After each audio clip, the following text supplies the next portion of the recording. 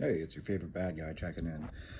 There's a new study, and people are talking about it, so I'm going to talk about it too. Apparently, Schoenfeld and his little group came out with another study, and this one's that you don't need to deload. And so they did this 9 week long study, which is 9 weeks, and they found that subjects didn't need to deload. Okay, there's something real important about this. I keep telling you guys, you can't read these studies and then take something from it that's actually applicable in the real world. Okay, so I want to point out to you something here. The max back squat is like roughly 110 kilos. Let me say that again. The max back squat is 110 kilos. Well, no wonder you don't need to deload. I can squat 110 kilos every day. I don't need to deload. It's just 110 kilos. And I think the max vertical jump was something like 18 inches. They have it in centimeters, but if you do the math, you do the conversion, it's centimeters, okay?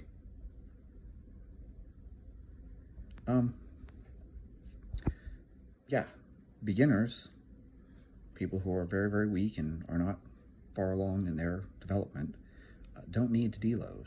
It's not an issue. You can, hell, a lot of you out there who are just starting out, and I know this has upset people, starting strength. You could run starting strength for a whole fucking year and never need to deload. You could keep putting 5 pounds on the bar every week and getting stronger for the first year. That's not an uncommon thing. You can run Wendler 531, okay? And you could skip the deloads and you would probably still make progress as a beginner. This doesn't work the same when you're getting stronger. So by the time that you're squatting, say, even 315 pounds, you might notice that you're a little more beat up than whenever your max was 225 or 235 or 245 or 255, 265. The stronger you get, it puts a little more strain on you. So when you look at someone like, say, Brian Carroll, squatting over 1,000 pounds, he can only do that once or twice in a month. It's 1,000 pounds. How often do you think you can put 1,000 pounds on your back, even if you weren't squatting it, just putting 1,000 pounds on your back and holding it? That's going to take a lot more wear and tear on your body than, whenever your max back squat was, 315, even 405. And these are not bad back squats. If you're squatting 405, you're doing well. I am not being critical of a 405 back squat, but I am saying that if you squat 1,306 pounds, and that's your 1 rep max, that's a lot different on your body whenever you are at that level than it was whenever 405 was your 1 rep max. Now, I realize both are 1 rep max, 1 rep max. That's 100% of what you're capable of. However, that 1,306 pounds is way more stress for you to recover from. It's like, just think about the systemic fatigue, the stress on your tendons, your connective tissues, your joints. Even if your muscles have gotten stronger, this is still a massive load for your discs to have to handle. You put that much weight on your back, you're not going to be able to do that frequently. So oddly enough, the stronger you get, you actually have to have more rest. You'll need to deload more frequently. So whenever you show me someone that has 110 back squat kilos and they're jumping 40 centimeters, which is roughly like 18 inches, yeah, I'm not surprised that person doesn't need to deload. Now take a look at one of the guys that I train that has a vertical over 40 inches and they're squatting over 500 pounds, and suddenly it's like, ooh, we do need to deload because these guys are much further along in their development. They're accumulating far more stress in a single training session even. So them doing their 1 rep max and me doing my 1 rep max isn't even equivalent because they're significantly stronger and more powerful than I am. If your 1 rep max is 100 and you say, well, I'm going to do 5x5 with 80, okay? But if your 1 rep max is like 400 kilos, probably not going to be a good idea for you to do a 5x5 with 320. It's not going to be the same. It's a lot more stress on your body. The stronger you get, like imagine you have a 1,000-pound back squat and you say, I'm going to go to 80% and I'm going to do 800 pounds for 5 sets of 5. Not going to happen. You would bury yourself.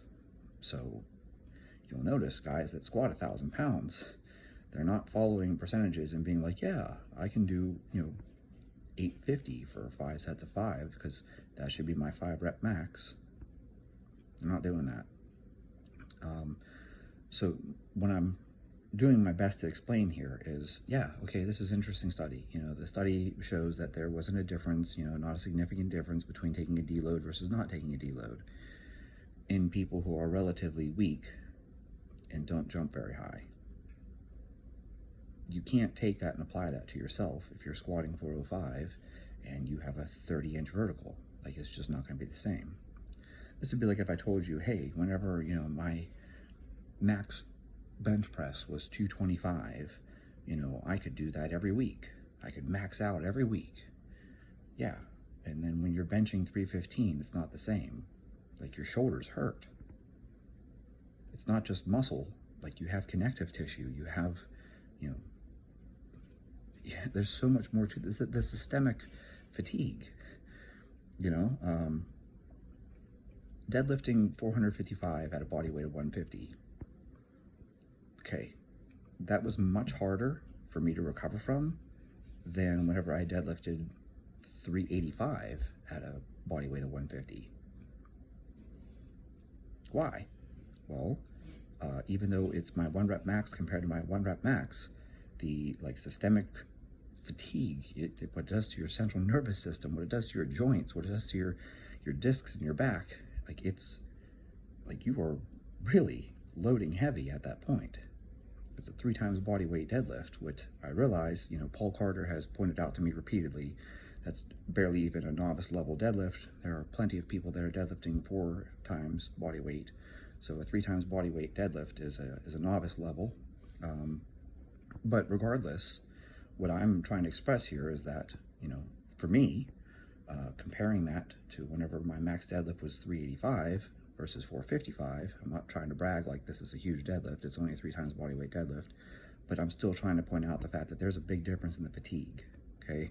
There's a lot more stress, a lot more fatigue, a lot more recovery required, pulling a significantly heavier weight, even at the same body weight, and both of them are still 100% of your 1 rep max. So that's the best way I can possibly explain this. Part of it, you kind of have to experience it to understand it. Like, if your max squat is 225, you're not going to understand what I'm talking about until you finally get to that 405 squat. And both of them are 100%.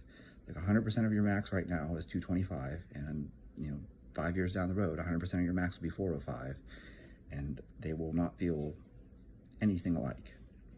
Whenever you squat that 405, it's going to hurt. It's going to hurt differently than squatting 225, even though both of them are 100% of your 1 rep max. I don't know another way to explain this, but that's my best shot at it. So, cool study. It's only 9 weeks long. Doesn't really tell us anything about long-term training. And again, the subjects are relatively weak and not very powerful. So, you have to take that into context. You can't apply that to somebody who is squatting 200 kilos. These things are nothing alike.